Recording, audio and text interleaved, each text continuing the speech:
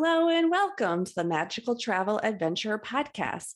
I am Lauren, your host, and yes, we are continuing to do this also on video. So if you want to check us up on YouTube, Magical Travel Adventure, you could also do that. I am Lauren, I am your host, and I am a travel advisor. All my information is below. If you do not follow me on social media, I recently changed agencies. I am now with Carry On the Magic. It's an awesome agency with my friend Cheryl. She's great. And I work with a lot of great agents. Hopefully, you'll get to see some of them on the podcast in the upcoming months. So that's all the real housekeeping stuff I have. And today I'm going to continue talking about my February trip. And last time I did all about my Universal portion. Now I'm moving on to my Disney World portion. This was a solo trip that I did to gather some information, get some pictures, try out Genie Plus, see some of my friends while I was down there, a bunch of different things. So it was a jam-packed time, and I do a lot in a little bit of time. So sometimes what I'm doing is not very interesting, so I will not go over all of it. The focus that I really want to do is things that are going to help you, like the Genie Plus strategies that I had throughout the day. So that's where we're going to begin. So I did where we left off last time is I was at Universal and I was waiting for my check-in for Disney World to come through because I was staying at Disney World.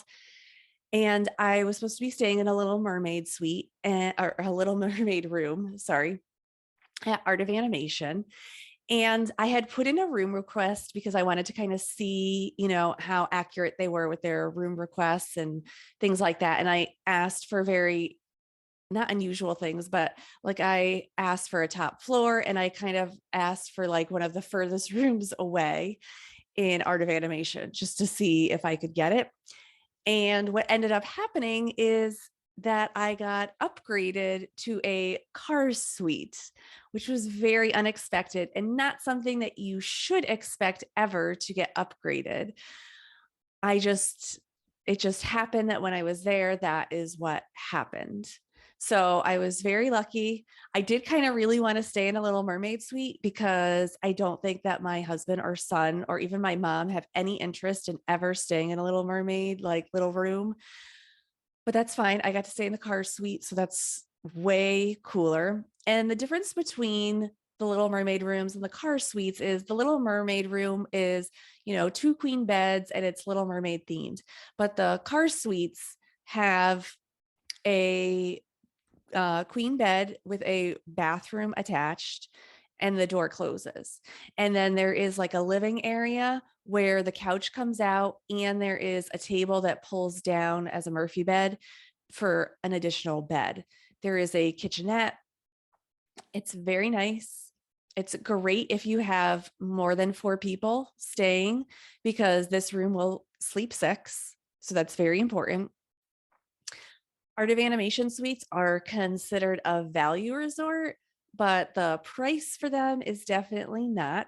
So a lot of people ask if when I got upgraded, did I have to pay the difference or something like that? No, I paid what I had originally purchased for the Little Mermaid rooms for those nights, and they upgraded me to this car suite. So I was very lucky because it's over double the price of what I paid for one night. So I was very lucky. Now, my plan for this trip was also to spend the least amount of money because it was just me. And I don't mean that in like it's just that when I go with my son and my husband, I like to splurge a little more. I might do a little more because the whole point is to like show off the parks to them.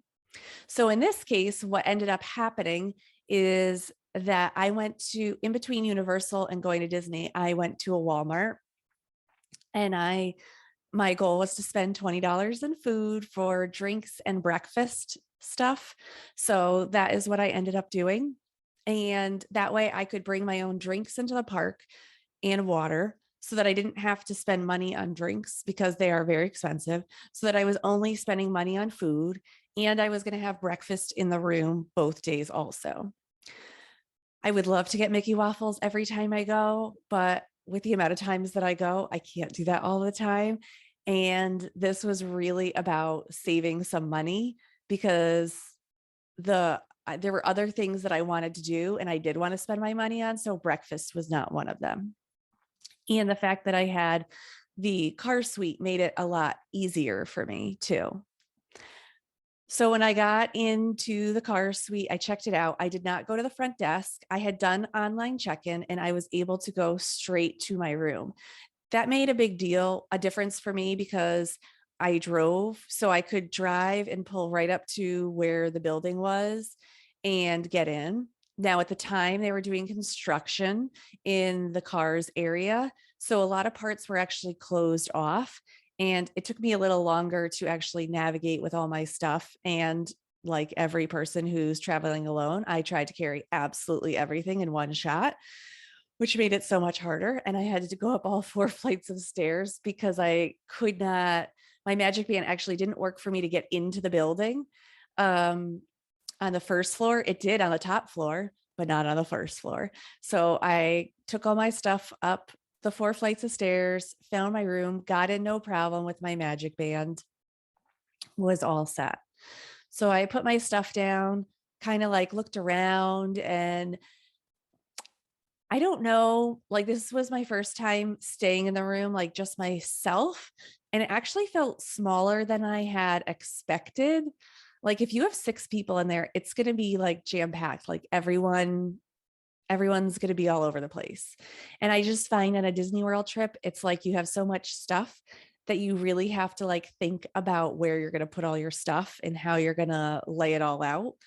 Because if you're going to use that Murphy bed specifically, or if you're going to use the couch when you're in that car suite, you can't put all this stuff on the table and you can't put all this stuff on the couch because you're going to use it.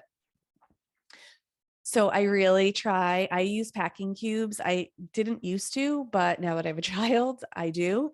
And they are a lifesaver because I just have everything in a packing cube and then I put them in the drawers and then I just leave everything in the packing cube. And I have like an empty packing cube that I bring, and that's for dirty laundry. Normally, when I do a trip like with my husband and my son, I do laundry. So there isn't really dirty laundry to come home, but with just me for a short trip, there's dirty laundry. So I have my own packing cube that I just put all the dirty laundry in there, and it worked out. Now, the great part about the car suite is the 2 bathrooms. Now, for me alone, it didn't make a difference, but it does make a difference if you have kids that want to take a bath, because in the room that has the queen bed with the door that will shut, that just has a shower. In the other bathroom, there is a tub. So that does make a difference if you need that. It's also super helpful just to always have 2 bathrooms. Like, when is it not helpful to have 2 bathrooms? So my goal after checking in was to grab a sandwich at Landscape of Flavors, which is the quick service at Art of Animation. So I mobile ordered, which means that on my phone, I picked out what I wanted. And then I said, I'm here before I left my room. Then I walked over to Landscape of Flavors. As soon as I walked in, it said that it turned purple and said that my order was ready. Went to the mobile order, grabbed my bag, and could leave and go back to my room to eat there. Now, when I eat alone, I typically always eat it back in my room because I'm doing different things like on my phone, or I'm like calling my husband or my son or other things. Like I'm always multitasking while I'm eating. What I will say, and what I also realized back in November, is that they do not give you any condiments if you get mobile order. So if you want ketchup, if you want mayonnaise, if you want forks, if you want spoons, all that stuff, you need to get them before you leave Landscape of Flavors or any quick service location, because they don't provide that for you. You have to go and get it over by like the drink area. Big tip, because I never remember it. And every time I'm like, oh, next time I'm going to remember. I don't remember. I don't know why I don't remember, but I don't remember. So after I mobile ordered, I decided that I had planned that I was going to go to Epcot, and I had made my Remy's reservation for individual lightning lane that morning. let's talk about that. So that morning I had flown out of Hartford and my flight was, I think it was supposed to leave at 7:15. So to me, I was like, great. Lightning Lane opens up at 7 a.m. I can get on and get it on and get everything all squared away for Remy's before we take off. Didn't work. Couldn't even connect, kept saying that I could get Remy's, but kept kicking me out and saying I didn't have a valid park pass, all this stuff. So we take off. I was on JetBlue. I happened to have internet and I tried. And at 8:30, I like gave up because I was like, I've been trying for an hour and a half. I took tons of screenshots and I was like, when I get to Epcot later this day, I will show a cast member. Well, about 20 minutes before we land, so it was just before 10 o'clock, I tried one more time and I was able to get in and I got a Remy's time. I will say, so Epcot opened at 10 a.m. that day. I was only able to choose between 7 and 8 o'clock for Remy's to get a lightning lane. That is what I had planned to get anyway. So I wasn't really concerned about that. But if this is your one trip, I would say, and you're flying down in the first day, you're trying to get Genie Plus didn't work at all for me. I couldn't even get it to like load. So I like gave up that very early. But individual lightning lane did eventually work for me. And I don't know why, but there are glitches like this. So if you have an early flight like that and you're trying to get it, you might want to try and figure something out, especially if you're not going to have Wi-Fi on your flight, because it's a lot of work to try and figure it out when you're on a flight and you don't have Wi-Fi. So just an interesting thing, but I had screenshots. Let's say it didn't work for me and I had those screenshots. What I would do is when I got into the park, I would go to someone with there's blue umbrellas all around all 4 parks and their guest services, and they can help you. It's not guaranteed that they can help you or get you like an individual lightning lane for what you're trying to get for, but they will see that you have at least tried and attempted. Typically, they do a lot of refunds if you can't get something. So it kind of works like that. I will also say that to pay for individual lightning lanes and for Genie Plus this whole trip, I had gift cards. And what I do is I make a locked note on my phone. I have an iPhone. So I make a locked note on my iPhone with the number and there's like a little code that goes with it. And that way I can just copy and paste it. There is an option. It will automatically do your credit card if you don't change it, but it says like, do you want to use a different paying method? And I always pick that and I put in my gift card, or I have a Disney rewards number that I use sometimes. So I also use that. I always have those I always have those in a copied note so that I could just click on them, paste them in, and then I'm all set to go. It just makes the process faster. But in my mind, I have already paid for that. So Genie Plus and individual lightning lane. So it's on that gift card specifically for that reason. So I ended up taking this Skyliner over to Epcot at this point. And I had packed my bag to go to in case it rained. I didn't know if it was going to rain. Honestly, I never even checked. I just assume at Disney it's going to rain. And I had gotten these really cute, I don't know how to describe them, but they're like booties that go over your shoes in case it's raining really hard to keep your shoes dry. So I really was hoping that maybe I could try them out. I didn't get to try them out in Disney. I got to try them out at home and they do work really, really well. And they have all different types of sizes. So I think it's like a really great option for people. If you are like one of those people who's like, we're at Disney, we're going to push through, let's go. These are great options for you. So when I got into Epcot, I went to Spaceship Earth because the Spaceship Earth it doesn't matter. They do all these fun things on Spaceship Earth and there's like Technicolor stuff that they're doing and it's like a little show. So I wanted to go over and do that. And this is where I don't always get like the best pictures or the best anything, because there are some people that are there for their one and only trip or their first only trip. And I won't stand in front of those people to get good pictures or to video or anything like that. So sometimes my pictures and videos aren't the best because in my mind, I cannot ruin someone else's vacation over me taking a picture or a video so that you all can see it. What I produce is just fine. Like, you are still able to understand the general idea of what's going on. So I did a really good job, but there's like a tree in the middle of all my pictures. So it's okay. You all can handle it. And then since this is where I did not get the Remy's time that I wanted. So my Remy time wasn't until around 7:30. And at this point, it was like 5:30. So first of all, I came in the Skyliner, which means I came in right by Remy's, and I came all the way to the front of the park to Spaceship Earth. And then I was like, okay, well, now I'll work my way back to Remy's.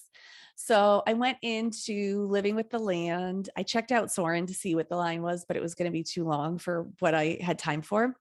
So I did Living in the Land. And I do that because, if you don't know, Garden Grill is one of the restaurants that's in that area. And you can see part of Living with the Land, but there is one section of Living with the Land where there's like a barking dog and a a rooster crowing. And it's really annoying if you're sitting there and you have Garden Grill, because you are hearing that for like a long time. Now, the restaurant rotates, so it's not like you're there the entire time, but you either want to like start in that location or end in that location or not be anywhere near it. So you only go by it like once. So just something to think about. If we're talking about a clock, it's around the 8, 9 o'clock ish area in a clock for Garden Grill. So at that point, I was back and forth whether or not I was going to go to Figment, and I just decided not to. And I ended up going to Remy's, and it actually was very hard to navigate.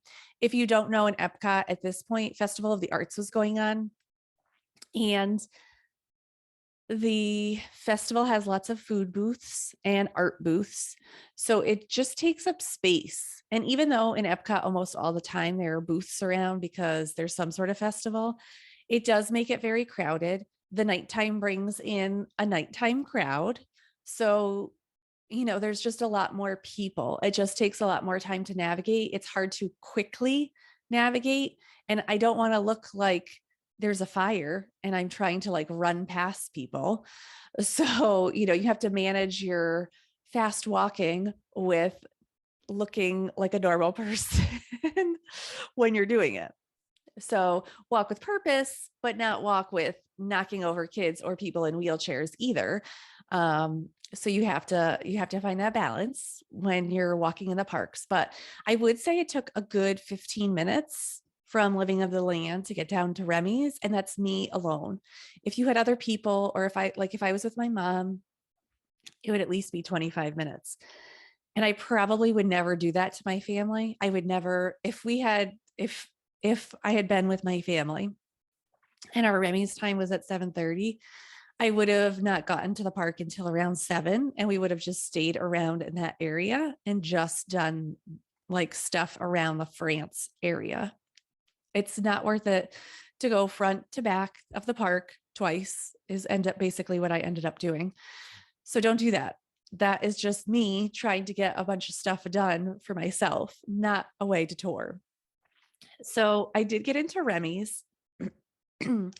And my goal is I also had a Space 220 lounge reservation, and I was trying to do Remy's and then go straight to that. Now, the Remy's line was about 90 minutes when I got there, the regular line, the standby line. And it looked like the individual lightning lane was really long. It was outside at that point. Like, the physical line was all the way to like being outside. So I was a little nervous, like, should I do this? Should I not do it? And I was like, well, I can always like get out of line if it doesn't work out. So, oh, and I know everyone's going to ask, I paid $10 that day for Remy's. It was just me, or $11. It was 10 or 11. So I went through Remy's, the line. The line is kind of, I don't want to say boring, but I it was not anything impressive. It was not very interactive. Not that lines need to be interactive, but it was just very odd. It was just like a very straight line painted. Eventually you see like the skyline in one part. And then the boarding location seemed, I don't know if it was just when I was there, but it just seemed like no one seemed to know what to do. Um, a lot of people are boarding. It's very confusing on when it's going to be your turn to get on in the vehicle, but got on. I was in the front. I was alone.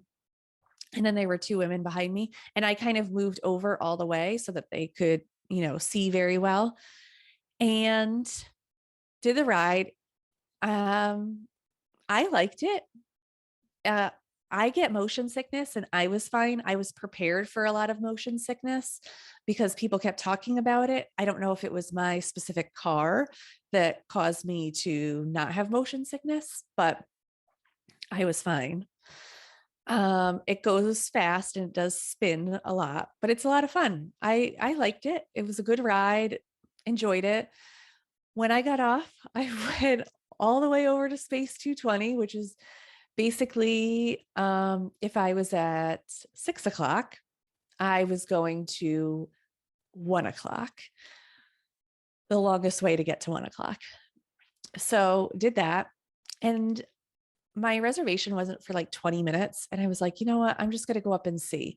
And at that time of night, Space 220, you have to like go up a ramp and behind something to find the person to talk to them, which is a little unusual. That doesn't always happen. But the guy was like, oh, great, you're here. Go in now. So I was like half an hour early and I was like, great, this is awesome. So I got in, there was like no one in the restaurant, but I traveled up the elevator with about 3 other families. We got up there, I got seated. I was in the lounge. The rest of the people were in the restaurant area. I would say there were maybe 10 people total sitting upstairs at that point. It was 8 o'clock at night. And I just got a non-alcoholic drink and an appetizer. That's all I was looking for, just to try it out. It was nice. I don't know if it'll be a little different with more people inside. I definitely like the lounge over the sit-down restaurant. Currently it's a prefix menu. So it's at dinner, you're talking about $80 per person. That is a lot. So I just think that the lounge is a better option. And I was in and out so I could see Harmonious, which is what I wanted to do. And so that was perfect. Saw Harmonious. I watched it like almost like right at the Skyliner. And I like hopped on at the Skyliner maybe a few minutes before it ended, just because I've seen it before and I was tired. It had been a really long day and I knew the next day was super early. So took the Skyliner back. It was great. Got right into my room, all set. Next day, my plan the next day was to go and visit some different resorts and then try out some different things at Epcot and see Festival of the Arts at Epcot. This is the first time that I've gotten to see it in a long time. So I want to say it was 2019. So yeah, it's been a long time since I had seen it.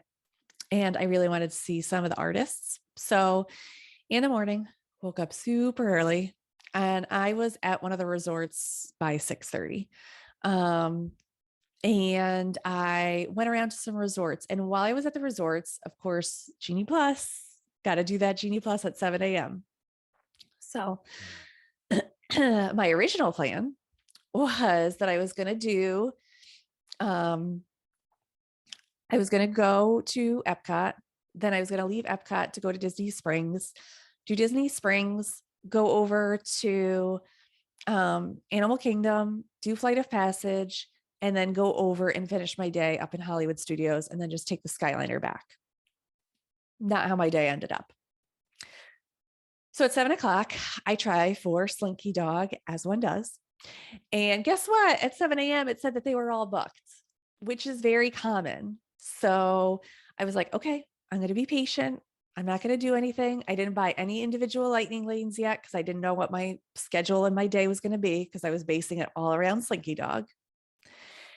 And I waited. And basically I set my alarm for every 2 minutes, and every 2 minutes I would come back and refresh and refresh and refresh and refresh and see if Slinky Dog came up. Around 7:20, I was doing this again and a Slinky Dog came up. However, the only option that came up was 2:15. And I was like, okay, well, that was not what my plan was at all, but okay, I'll just take it. So I got the Genie Plus for Slinky Dog. Then I bought Mickey and Minnie's at 2:00, right around there. And also it was a park hop time. So that was fine. And then I bought Pandora Flight of Passage for like 5:30, 5 or 5:30. So what I ended up doing was switching around the parks. Fine. No big deal. And then my goal was that I was also going to try, I set my alarm for that day, Hollywood Studios opened at 9. So I set my alarm for 11 a.m. because I was allowed to pick my next Genie Plus at 11 a.m., meaning I was stacking my Genie Plus. So I was not using Genie Plus in the morning, but I was trying to save it so that I could have a few in a row around that 2:00 time. So I finished up at the resorts. I went back to Art of Animation, and my goal was to get into the France area to take some pictures at early entry. So I get to the Skyliner, and there's like a ton of cast members at the Skyliner. I'm like, oh, something's not right. And as I was driving back from the hotels, I was like, the Skyliner is not really running yet.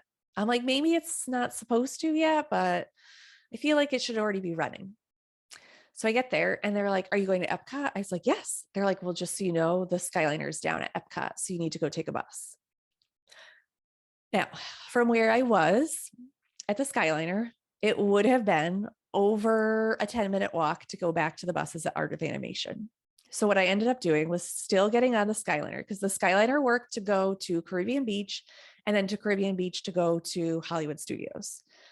So there were multiple options that I could have come up here. But what I did is I took the Skyliner over to Caribbean Beach. Then I got off at Caribbean Beach, and there's a bus right there taking us to Epcot, the front of Epcot. So I did that. And yes, of course, if you know me, I did stop at the Joffrey stop right there and get something for the bus ride. So got on the bus. They took us to the front of Epcot, let us off at the front of Epcot, and then we could walk in. Fine. So not only could I not book it all the way back to Remy's that morning, I had to like totally change what I was doing. So I thought about riding Frozen in the morning. I thought about doing a bunch of different things, and I ended up not doing any of those things. I just slowly walked around, really got to know the countries, and really got to start. The artists don't really open up till around 11 o'clock, but there were a bunch of them early that I got to talk to and just kind of like preview some of their stuff before they opened for the day. And it was just really interesting to talk to the artists that are there, because that's the whole point of Festival of the Arts, is to really talk to the artists that are there. So that is how I ended up spending my morning. And then I wanted to get to Disney Springs. So this is where, if you don't know, there is no bus at this point to go to Disney Springs from Epcot. So I walked over to Boardwalk, the hotel. I went out the International Gateway and walked over to Boardwalk, and I waited for a bus there to go to Disney Springs. And it took about 20 minutes, but there is a board there that shows when the next bus is coming. So we were doing that, got to Disney Springs, did a bunch of stuff around Disney Springs, ate at Polite Pig. It was amazing. And then I wanted to go to Hollywood Studios. Well, guess what? You can't take a bus to Hollywood Studios from Disney Springs, which I totally know, but that wasn't my original plan of the day. So I hadn't really thought about that. So again, I took a bus back I didn't even care if Boardwalk Beach Club, Yacht Club, any of those showed up, I was taking them. And typically they're actually combined into one bus. So got on the bus, went over, and I could have walked to Hollywood Studios, but I was so tired. I had already had like 20, I already had built up 20,000 steps for the day. And the day before I had done 30,000.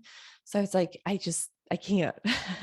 So I was going to wait for the friendship boat at Yacht Club because that's the bus that I ended up taking back.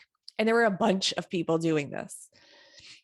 Now, again, I also could have walked over to the Skyliner, but the Skyliner was not working from Epcot to get you over to Hollywood Studios.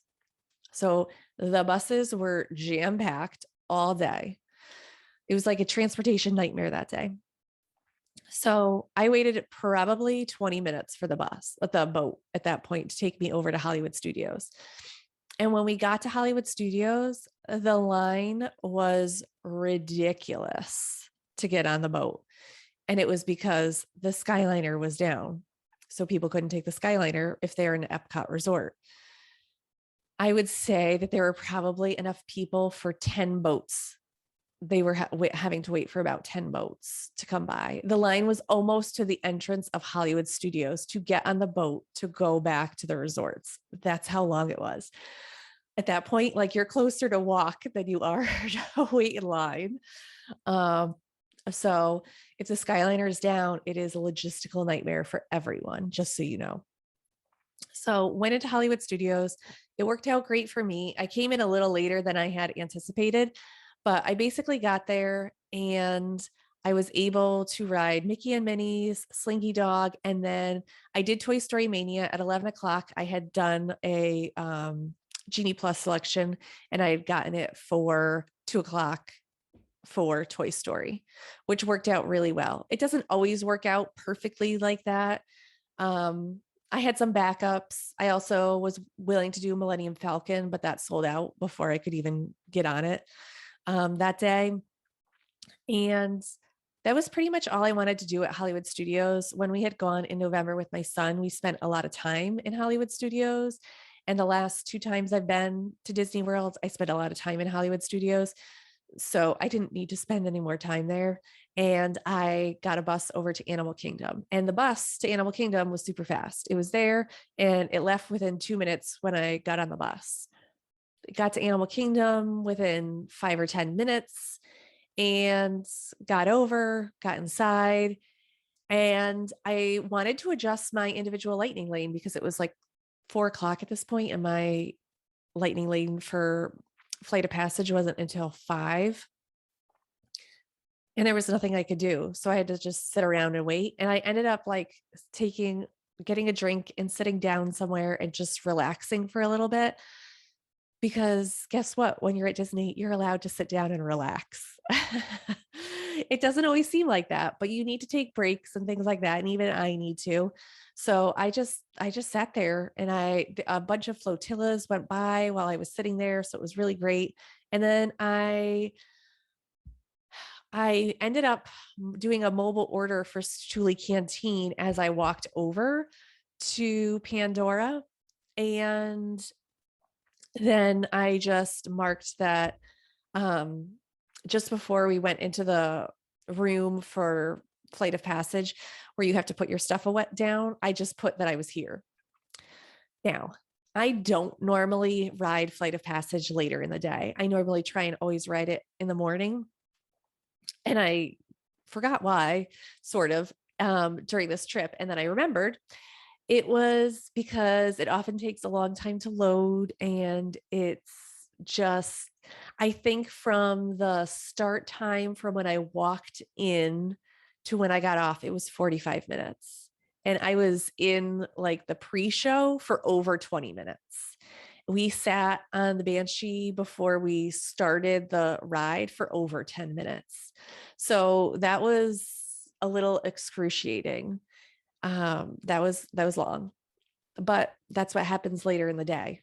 So got on the Banshee, got to ride it. As soon as I got out, it was like, your order is ready. So I walked right into Stuli Canteen, got my order, sat down. I got one of the chicken bowls. I love those. They're my favorite. And then I ended up going back to the hotel because I was exhausted from this day. I was close to 40,000 steps on this day. So, yes, I went back to the hotel and totally relaxed.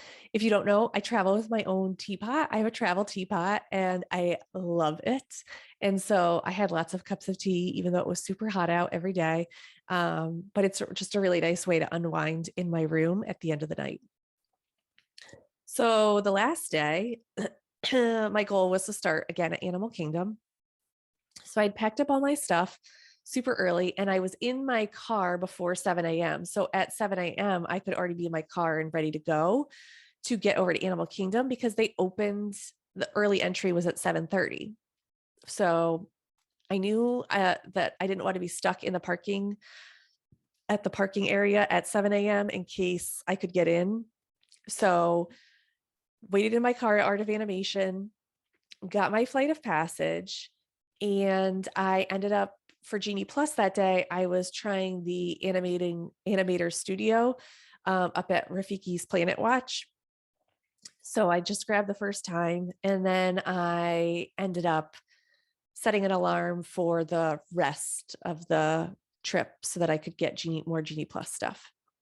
So went to Animal Kingdom, parked very easily, walked in very easily, got in, and I decided to try Navi Journey for early morning. I could have done Flight of Passage, and I was back and forth on this, but I'm glad I did what I did. I did Navi Journey, and when I was in line, I was like, oh my gosh, like I did not pick this time for Flight of Passage for my individual lightning lane. Like it wasn't even close to the time I chose. And I had a screenshot of the time that I had chosen. And I was like, I'm like, I won't even be here by the time this comes up. So I was like, okay, I'm gonna find a blue umbrella after Navi and I'll get it all sorted out. So did Navi, eh, not my cup of tea. I keep waiting for like what's gonna happen during this ride. And I think I'm good. I'm good with Navi for a long, long time.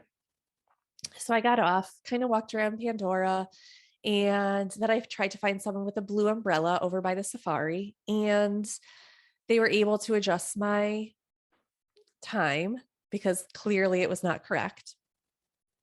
And so that worked out great. Not always an option. Sometimes they just have to refund your money, and sometimes that's just the time you're given. Just so you know. I ended up going to ride the safari. It was not my plan, but there was like no line, and it literally had just opened up, and it still wasn't early entry was still going on for 5 more minutes. So I was like, I'm just going to get in. Got right onto a safari. It was so good. It was such a good ride. I love riding that safari ride. And afterwards, I did Gorilla Falls. And I love this because there were so many gorillas out. I saw so many. They were just everywhere. So it was a great time to go. And then I basically just waited around for Rafiki's Planet Watch to open. There's a train that takes you up there, and it it doesn't open until 9:30 any day, even if the park opens up earlier than that. The train does not open until 9:30. And I needed to be on that train because I had my animator studio Genie Plus, so needed to get up there. Now, made the mistake of sitting in the handicap spot, totally misjudged myself, got up and moved. It's not very well marked, so you really have to pay attention if you're not handicapped to not sit in those locations. Because I was like, why is no one sitting over here? And I totally sat down, and there was like a little tiny sticker all the way in the corner, and I was like, oops. So I ended up moving, and the train does not face forward, so you're facing like out to see things. It was a little odd because there was an ad for a Disney Plus show that was coming out. So that was a little odd. And you see some back areas. You got to see a few animals that are back there. And when you get off, there's a little bit of a walk, and you cannot bring your stroller with you. So when you get off, they offer you, there are strollers there. If they have them, you can use them for free, but can't bring your stroller unless it's as you have the DAS and you're using it as a wheelchair. So just know, no, you cannot bring your stroller when you go up to Rafiki's Planet Watch. So they have some there for you to use, but only if they're available. From there, there's like a place where you can feed some animals outside, and then you could go inside, and that's where the animator studio is. And you could see if they're doing things, some vet things to some of the animals. You could see some of that stuff also. I did not go feed the animals alone. But I did go in to do the animator studio. Now I can't draw even a little bit, but I will show you that if you're watching, I will show you what I ended up doing. But this is what my picture ended up looking like. And I think it's very good. They do give you guidelines. If I had to draw this freehand, it would be horrible. So it's really cool. I liked it. There's different things at different times during the day. It's really great. So I really liked that. Then I ended up taking the train back so I could I could go on Flight of Passage. After Flight of Passage, I was leaving. So I left, got in my car, and then I did two very odd things. One was I went to go check out Margaritaville, which is like an off-site location for some people if they need larger accommodations or just different accommodations. So I went to go see that, and I went to go to the Target that is near Disney World. And this Target has tons of Disney stuff. And I will eventually do like a little something on that, but it's a great option. And I think it's a really good idea if you want to get some souvenirs. I actually thought their postcards were really great because they were much cheaper than they are in the parks. And you might not be big into postcards, but I normally always send a postcard when I'm on vacation. So that's just something that I like to do. So after that, I decided I had made plans to go to Magic Kingdom for the rest of the day until my flight left. Now I had a Kona Cafe reservation. So I went to the Polynesian, ate Kona Cafe, and then it was 2:00. So I could go over to Magic Kingdom. I try not to go right at 2:00 or right before because there's just like such a push for all the people who are coming in for if you're switching parks. So I go in a little after 2:00 or I leave wherever I am at 2:00. Now, what I had done is when I had done my animators experience at Animal Kingdom, as soon as I had sat down, I was able to make my next Genie Plus reservation. So this time then I made it for Thunder Mountain for, I don't know, like 2:30. And then so that was at 10:00. So at 12:00, I was able to make an additional reservation at Genie Plus because I had let 2 hours gone by and I had not been able to use my next Genie Plus. So then I did it to meet the princesses. So I really wanted to meet Tiana. And so I made a reservation for that. And I don't think I made any more reservations after that for that day because there wasn't a lot that I wanted to get done at Magic Kingdom. So when I went into Magic Kingdom, I was able to go meet Tiana, and Rapunzel was there too. It was a very interesting experience, especially as a solo traveler. I'm just so awkward. And taking my pictures were even more awkward, but that's fine. I should mention also when I walked in, I went to go meet Mickey at the Town Square Theater because there was no wait. And something that I had done that I don't normally do is the person behind me was like, "Oh, can I take your picture with Mickey?" And I was like, "Oh, that'd be so great." And she took it and it was so bad. And that's okay. But now that's my picture with Mickey.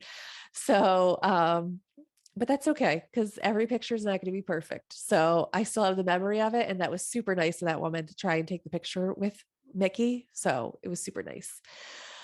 Just horrible. And yes, I will totally show you this horrible picture of me with Mickey. And I have a mask on, so you don't even know it's me. So it's even better. So after I did Tiana, that I did Thunder Mountain, and then it was so crowded, like unbelievably crowded. I don't even understand this. I don't know why people hang out in the hub, but they do. And it's like beating down sun on you. It was so hot this day. So I was just trying to find a cool place to sit.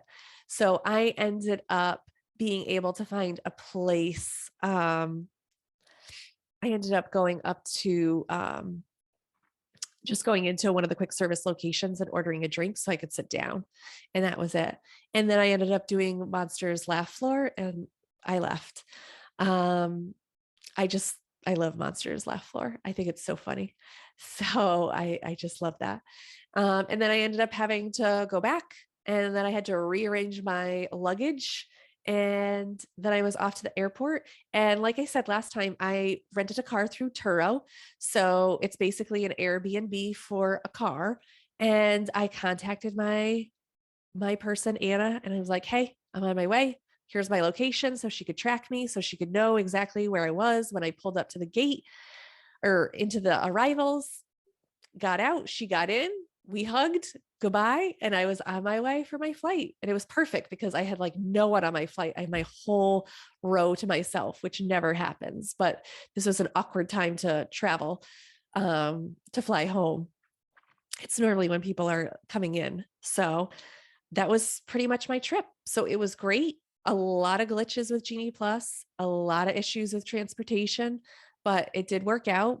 I think what I would say as a solo traveler is I wouldn't be so concerned about being on like the Skyliner or on the monorail, because for me, it didn't work. So it didn't really help me out in any way. And I actually thought the bus transportation, and I have found this lately, is that the bus transportation at Disney is really stepping up its game. And I don't know if it's because the Skyliner and the boats and the monorail, like they're able to like thin things out. But I think that the bus transportation at Disney has really improved. And so that's making everything a lot easier. So that's it. So all my information is below. And if you have any questions about this trip, please reach out. I know Genie Plus sometimes can seem very daunting, but I promise you, you can make it work for you. And I will talk to you next time on the Magical Travel Adventure podcast. Bye.